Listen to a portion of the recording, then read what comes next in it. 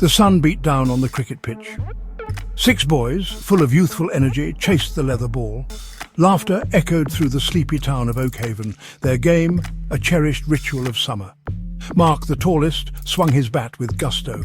The ball soared high, a tiny speck against the azure sky. It arced downwards, heading straight for the dilapidated house at the edge of the field. The house, shrouded in an air of melancholy, stood as a silent sentinel.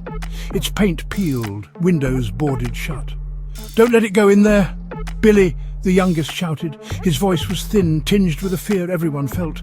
The old house held an unspoken menace, a darkness that sent shivers down their spines. They all knew the stories, whispers of a recluse who lived there, a man who shunned company, a man children were warned to avoid. The ball landed with a dull thud in the overgrown yard. Silence descended upon the boys. The game forgotten, they exchanged uneasy glances. No one dared to retrieve it. "I'll get it," Mark announced, his voice braver than he felt. He marched towards the house, the others trailing behind him. A sense of foreboding hung in the air, heavy and oppressive.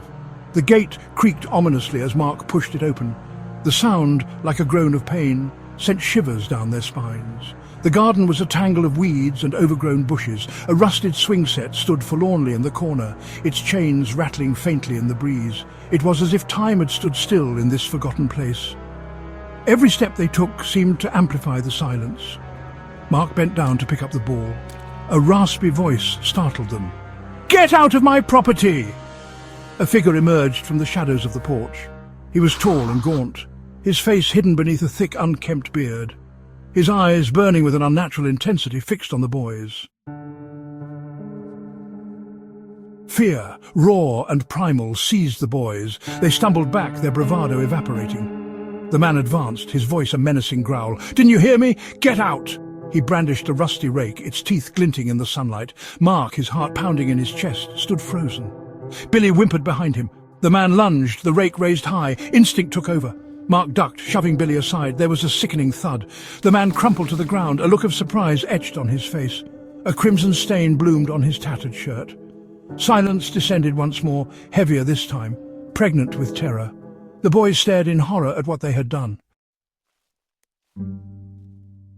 Panic surged through them. They had killed him. Mark felt a scream rising in his throat, but no sound came out. Billy started to cry, his sobs muffled by his hands. It was John, the oldest and always the leader, who took charge. His voice, though shaky, cut through their fear. "We can't tell anyone, they'll send us away." He looked at each of them, his gaze unwavering. And so they made a pact. A terrible, dark secret that would bind them together forever.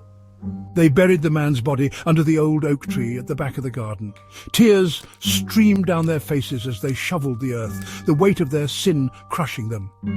They vowed never to speak of it again. To protect themselves, they concocted a story. A ghost story about the old man who haunted the house. A story that would keep people away. A story that would keep their secrets safe. 10 years had passed. The horrifying events of that summer day faded into the recesses of their minds, buried under layers of time and guilt. Mark, now a young man, stood at the edge of the cricket field.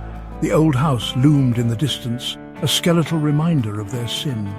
He had tried to forget, to move on, but the past had a way of catching up with him.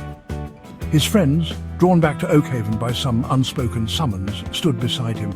Their faces, etched with the passage of time, held a shared history, a shared burden. The air was thick with unspoken words, with the ghosts of their past. The sun beat down, but a chill ran down Mark's spine. The field, once a place of joy and laughter, now felt oppressive, suffocating. Section 6. The Haunting Returns. They had come to play one last game, to exorcise the demons that haunted them, to reclaim a part of their childhood that had been stolen from them. But as the first ball was bowled, a sense of unease settled upon them. The air grew heavy, crackling with an unseen energy. The ball sailed through the air and a collective gasp escaped their lips. It landed with a soft thud in the overgrown yard of the old house. Silence. They exchanged uneasy glances, their faces pale. The past, it seemed, was not so easily forgotten. John cleared his throat, his voice raspy with disuse. "I'll get it." He took a step towards the house, then stopped. A cold wind whipped around them, rustling the leaves of the ancient oak tree, the tree under which they had buried their terrible secret. "Do you hear that?" Billy's voice was barely a whisper. A low moan seemed to emanate from the house, sending shivers down their spines. The hairs on Mark's arms stood on end. Section 7. Face to face with fear. Terror, cold and consuming, gripped them. They were no longer carefree boys, but their fear was no less potent. The air crackled with anticipation, with the feeling that something was about to happen. And then he appeared. A spectral figure silhouetted against the setting sun. The old man, his clothes were tattered, his face obscured by shadows. But his eyes, burning with an eerie light, held a look of pure hatred. The boys scattered, their fear giving them wings, but the ghost was faster. He glided towards them, his spectral hand outstretched. Mark stumbled, falling to the ground. He scrambled backwards, his eyes fixed on the approaching figure. The ghost hovered above him, his voice a chilling whisper. "You cannot hide from your sins." Mark screamed, a primal sound of pure terror. He closed his eyes, bracing himself for the inevitable. Section 8. A life haunted. But the touch never came.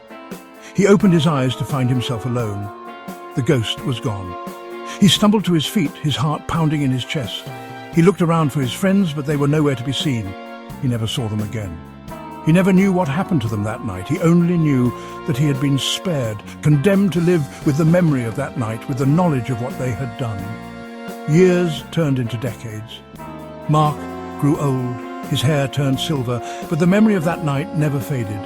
It haunted his dreams, a constant reminder of his sin. He told his grandchildren the story, a cautionary tale about the dangers of secrets and the price of guilt. As he spoke, he felt a cold hand grip his heart. Section 9. The Ghost's Revenge. He slumped back in his chair, his breath coming in ragged gasps. His eyes widened in terror as a figure materialized before him. The old man, his eyes burned with cold fury. Mark cried out, a sound of pure anguish. His grandchildren watched in horror as he breathed his last, his face contorted in a mask of fear. The ghost vanished. Above, the clouds parted, revealing a full moon, and for a fleeting moment the image of a man's face, contorted in anger, appeared in the moonlit sky. The ghost of Oakhaven had claimed his final victim. The secret, it seemed, would remain buried forever, but the price of their sin echoed through generations, a haunting reminder that some deeds could never be undone.